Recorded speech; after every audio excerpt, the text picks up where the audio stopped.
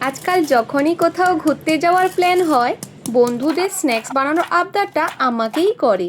আজকের এমন একটা স্ন্যাক্স বানিয়ে দেখাবো যা পেঁয়াজ কলি দিয়ে তৈরি। বড়রা তো খাবেই, বাচ্চাদের জন্য ভালো হেলদি একটি স্ন্যাক্স হবে। তাহলে আর দেরি কিসের, চলো দেখে নিই। শীতের সময় তো সব বাজারেই পেঁয়াজ কলি পাওয়া যায়। বাজার থেকে 250 গ্রাম মতো পেঁয়াজ কলি নিয়ে এসেছি।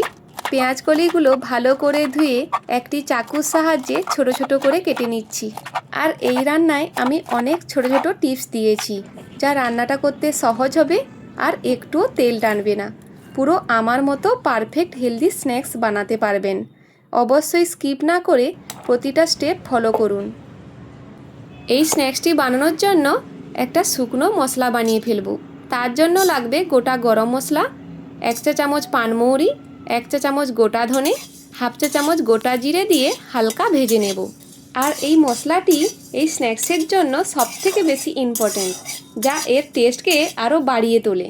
হালকা ভেজে নেওয়ার পর এখানে সবগুলো উপকরণ একসাথে সাজিয়ে নিয়েছি। এখানে রয়েছে একটি পেঁয়াজ কুচি, একটি টমেটো কুচি, কিছুটা ধনেপাতা কুচি, 6 থেকে 7টি কাঁচা লঙ্কা কুচি, একটি ক্যাপসিকাম কুচি ও ভেজে রাখা শুকনো মশলাটি গুঁড়ো করে নিয়েছি। এইবার স্ন্যাক্সটির মিক্সচারটা বানাবো। তাই একটি কড়াইতে কিছুটা সরিষার তেল দিয়ে তেল গরম হয়ে গেলে তার ওপর লঙ্কা কুচি ও পেঁয়াজ কুচি দিয়ে হালকা ভেজে নেব। দেখুন, এইভাবে হালকা সোনালি কালার করে ভেজে নিয়েছি। এরপর পেঁয়াজ কলি ও ক্যাপসিকাম কুচি দিয়ে আবারও হালকা ভেজে নিচ্ছি।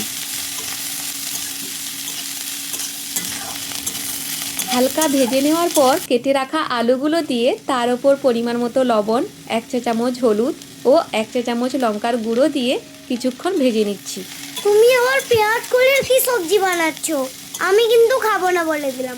না রে, পেঁয়াজ কলি দিয়ে আজ খুব ভালো একটা স্ন্যাক্স বানাচ্ছি। সত্যি? কি মজা, কি মজা!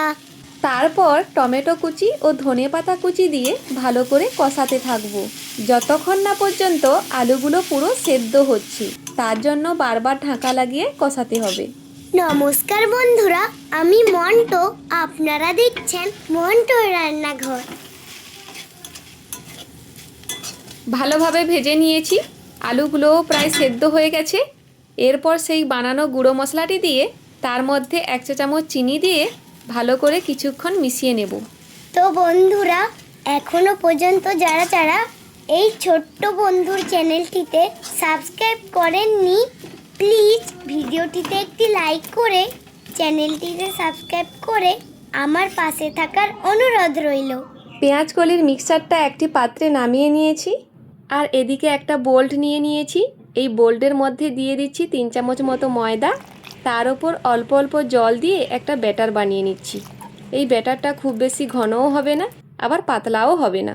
তবে আপনারা চাইলে কিন্তু এই ময়দার ব্যাটার না বানিয়ে ডিম দিয়েও এই ব্যাটারটাকে তৈরি করতে পারেন। দেখেই বুঝতে পারছো ব্যাটারটা আমি এইভাবে রেখেছি।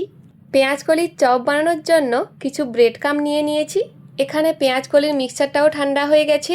হাত দিয়ে ভালো করে আলুগুলো মাখিয়ে নেব। তারপর অল্প করে হাতে নিয়ে এইভাবে প্রথমে গোলা বানিয়ে 2 হাত দিয়ে হালকা হাতে এইভাবে চ্যাপটা করে চপের মতো করে শেপ দিয়ে দিচ্ছি। এইভাবে একই প্রসেসে সবগুলো বানিয়ে নিয়েছি।